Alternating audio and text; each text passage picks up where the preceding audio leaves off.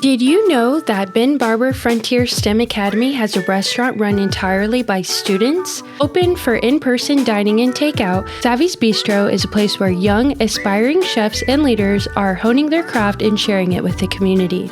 After a tour of their impressive commercial kitchen, we kicked off our meal with some incredible starters.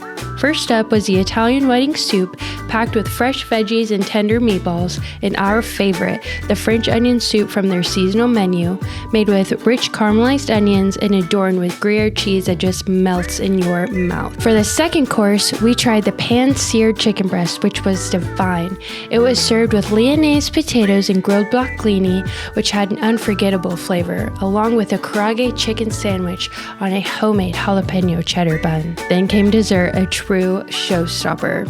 We indulged in raspberry cheesecake that was silky and bursting with flavor, but the creme brulee trio stole the spotlight. Each spoonful was better than the last, and we can confidently say it was one of the best creme brulees we've ever tasted.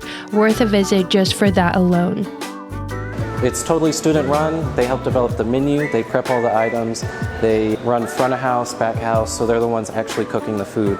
And it's great to see kids in the kitchen cooking just like an actual restaurant.